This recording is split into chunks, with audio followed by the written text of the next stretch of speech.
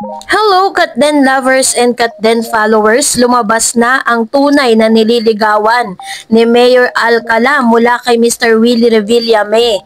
Ang lahat ng yan. But before that, if you haven't subscribed yet to my YouTube channel, please don't forget to like, share, and subscribe at hit mo na rin ang notification bell for more showbiz updates.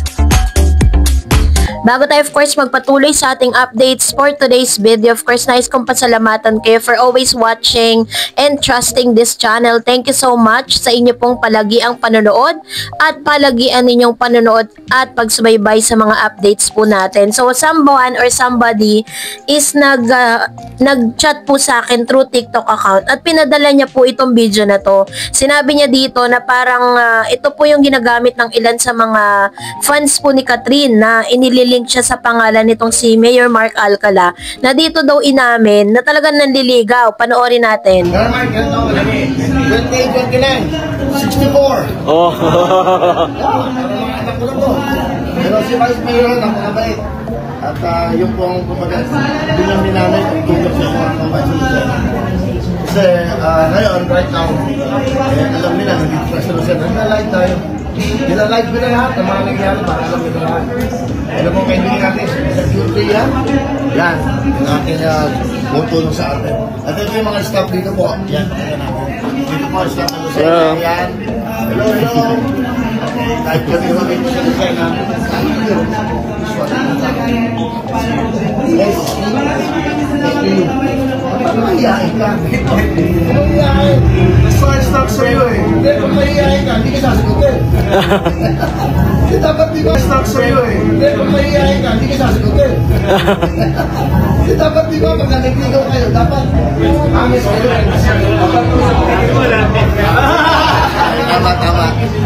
Magaling ka sa mga. Very faithful yan. Pero yan. Yung lang sa nangyayari natin. Diba? Nakakatawa ko rin sa'yo. Kailangan. Kasi mamaya. Ang video po na inyong napanood ay ilan po sa mga video na kung saan ay parang pinapakilala ni Mr. Willie Revillame sa mga connections niya. Itong si si Mayor Mark Alcala na tumatakbong mayor, muling tumatakbong mayor sa Lucena. Dito nabanggit nga ni Mr. Willie Revillame na parang wag kang maging mahiyain, paano ka sasagutin. Yun po yung pinanghawakan ng ilang mga fans po ni Catherine na siniship siya kay Mark Alcala na mahiyain nga daw at may nililigawan itong si Mayor Mark Alcala na tinutukoy nila ay si Catherine. Pero base po, pag binasa nyo po or pinakinggan nyo po yung buong audio at buong video na ito, makikita nyo po dito na ang tinutukoy po ni Mr. Willie Revillame dito ay hindi yung literal na nililigawang babae nitong si Mayor Mark. Ang sinasabi po niya dito, yung nililigawan niyang mga taga Lucena. Kasi campaign period po ngayon eh. So, ipinapatunayan lang po talaga dito na hindi priority nitong si Mayor Mark Alcala ang kanyang love life ngayon. Lalo na't sobrang busy po ng kanilang kampanya. Kahit po sabihin na natin na sinasabi ng ilang mga chismosa po at ilang mga sausawera patungkol sa isyong ito na na ito daw si Mayor ay walang kalaban, wala po siyang parang katunggali sa pagka-mayor, pero still kailangan niya pa rin pong kumilos para mas maging mabango yung kanyang pangalan doon po sa Lucena City at kasama niya po si Mr. Willie Revillame, parang magkakaalyansa sila doon at yun yung pinangahawakan nila. Ito po yung katunayan na talagang itong si Mayor Alcala mas mahal niya po talaga yung mga taga Lucena kaysa po yung isang babaeng taga Cabanatuan. Alam niyo po ba dahil po sa pagkalat po ng mga issue patungkol sa bagay na ito, yung nililigawan nga daw, di umano, nitong si Catherine, sabi ng mga taga Lucena, may mga kumakalat po sa TikTok, Mayor, mas inuna mo pa na manligaw sa isang artista kesa solusyonan ang problema dito sa ating lugar sa Lucena. Tapos, nakatag po dito si Mayor Mark Alcala. So, yun po yung ilan sa mga, marami pa rin nagsasabi, according sa survey, magaling daw na mayor tong si Mark Alcala. Meron din naman mga, syempre sabi nga, hindi mo naman mapiplease ang lahat ng tao, 'di ba? So, meron din naman mga nagsasabi na talagang hindi raw ganun ka-effective ang pagiging mayor. Swerte lang talaga ni Mayor Mark Alcala or ng Alcala clan na wala po silang nakakalaban dito po sa lugar ng Lucena. Pero kung siguro kung may tatakbo dyan, talagang mararatel sila kasi marami na rin may ayaw. Parang meron tinatawag na political dynasty dyan sa lugar na yun kasi yung tatay niya naging mayor tapos sumunod siya naman ngayon yung naging mayor. So, parang political dynasty siya. So, it only shows na talagang walang Catherine sa pagitan ni Mayor Mark Alcala at ni nitong si Catherine Bernardo, no? Dahil si Mr. Willie Revillame na po ang nagsabi na ang nililigawan ngayon nitong si Mayor Mark ay ang mga taga Lucena at hindi yung taga Cabanatuan. No? So, kayo na po ang humusga. At ngayon naman, mag-react tayo sa ilan sa mga komento reaction po ninyo patungkol naman sa ating latest updates, dahil talaga namang nag-iinit po ang ilan sa mga comments po ninyo. Unahin po natin si Why Not. Sabi niya, for me, medyo nadismaya ako sa tambalan nila now with Alden. But kay Catherine, medyo nawala yung gana manood. Kawawa lang si Alden. Napaasan. Di naman manliligaw siguro ang lalaki kung alam na may pumaporma na. Kaso, since sa issue sila na yung mayor, medyo hirap na ibenta ulit kung magkakaroon ng project with Alden. So, I understand exactly how you feel, Mr. Why Not. No, naintindihan kita dyan sa komento mo dahil talagang yan din po ang ilan sa mga sentimiento ng ilang mga fans po nila. Pero just the same, 'di ba? Let the secret out, no? Hayaan natin na lumabas talaga yung sikreto at ang katotohanan bago tayo humusga.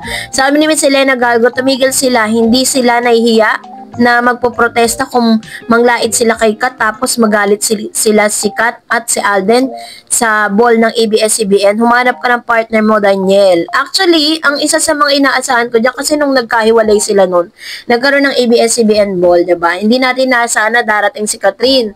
At nandun din si Daniel, pero rumampa sila ng magkahiwalay, diba? And doon pa lang po nahalata na parang may something na hindi maganda sa kanila kasi parang hindi sila magkasamang rumampa tapos hindi pa yun hindi pa na-announce yun ha. Sabi po ni Miss Raquel, kaloka yung mga Katniel tapos na yung kontrata ng Katniel sa ABS-CBN as a lab team. Bakit may pa-epal? Kanya-kanya ng karir si Catherine at Daniel at deserve nila Alden at Catherine na magkasama sa Star Magic Ball. Angkat din ang most bankable and A-listers sila ng bawat network nila. Hindi biro yung billions na inakyat ni Alden at Catherine. Para sa akin, special si Catherine at Alden sa lahat. #team panatag Kat din. Actually po, kung ako ang tatanungin, deserve po talaga nila na rumampa sa red carpet. Biruin po ninyo, lahat po ng pelikula sa Pilipinas, talagang sila po yung gumawa ng talagang breaking the records talaga sila sa lahat. First talaga lahat, no? At ngayon, sinusundan po yan ng ibang mga movie. And sabi ni Miss Corazon, sa laki ng kinita ng HLA, deserve ng Kat din ang magkasama sila. Bakit naging escort si Daniel? Wala naman na sila. Whereas si Alden, ang love team niya sa highest top grossing movie of all time. 1.6 billion lang naman ang income ng HLA. Thank you, Lord. Actually po, hindi ako naniniwala na 1.6 billion lang kinita niyan eh. Merong merong story behind that. Talagang hindi po nila nilabas yung totoong kinita. Hindi lang po 1.6 billion yan. Kahit ang ibang mga showbiz critics, sinasabi nila, nagtaka sila, bakit 1.6 lang ang pinalabas na kinita. Actually, mas malaki pa dyan. Sabi ni Miss Malu, totoo Miss Tareds, ang Kat din hindi pang promo lang ang kanilang mga galaw. Legit ang mga kinikilos nila sa isa't isa. Ayan, to naman yung kanyang komento with regards to this. And I totally agree with you, Ma'am Shimalu. Sabi ni Miss Annabel Garde, kung nakiusap si Alden sa media, siguro okay lang din kasi grabe ng social media ngayon. Pero may ibang mga tao na dito mitigil para lang sumikat vlog nila. Basta kampante Kat din lang tayo, nothing change. Thank you, Ma'am Shi Annabelle. And that's it for today. For more videos and updates, please don't forget to like and subscribe. And please don't forget to follow my Facebook page, Dar Eds TV. God bless everyone.